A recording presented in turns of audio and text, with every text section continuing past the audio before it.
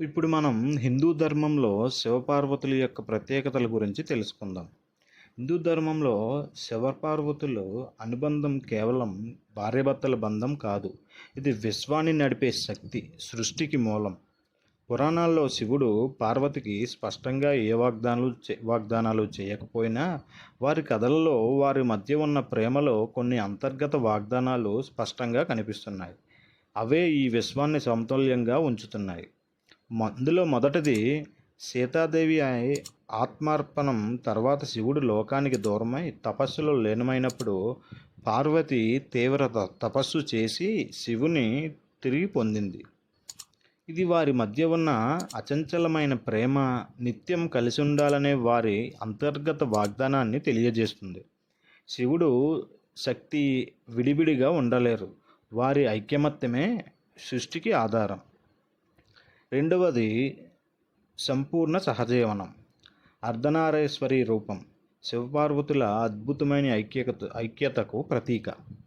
సగం శివుడు, సగం పార్వతి అంటే స్త్రీ పురుష తత్వాలు విడివిడి కాదు, ఒక దానికొకటి తోడుగా ఉండాలని సూచిస్తుంది. ఇది వారి మధ్యనున్న సంపూర్ణ సహజీవన వాగ్దానం. మూడవది పోషణ మరియు రక్షణ. శివపార్వతులు విఘ్నేశ్వరుడు, కుమారస్వామిల తల్లిదండ్రులు. వారి పిల్లలను పోషించి రక్షించినట్లే వారు విశ్వంలోని జీవులందరినీ తల్లిదండ్రుల వలె పోషిస్తూ ధర్మాన్ని రక్షిస్తారు. ఇది సకల జీవుల సంరక్షణకు వారు చేసిన అంతర్గత వాగ్దానం.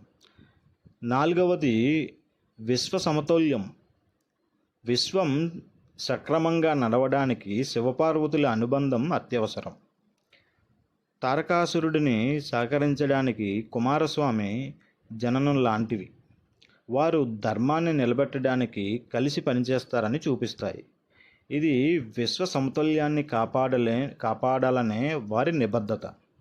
ఐదవది పరస్పర గౌరవం. వారి సంబంధంలో అపారమైన ప్రేమతో పాటు గౌరవం, సమానత్వం కనిపిస్తాయి. పార్వతి శివుడిని ప్రశ్నలు అడిగి జ్ఞానాన్ని పొందుతుంది. శివుడు ఆమెని శక్తిగా ఆదరిస్తాడు. ఇది వారి మధ్య ఉన్న పరస్పర గౌరవానికి నిదర్శనం. ఈ అంతర్గత వాగ్దానాలే శివపార్వతుల బంధాన్ని, తద్వారా ఈ విశ్వాన్ని కూడా కలిసి ఉంచుతున్నాయి. వారిని స్మరించుకోవడం మన జీవితాల్లో సమతుల్యాన్ని, ప్రేమను, శక్తిని నింపుతుంది.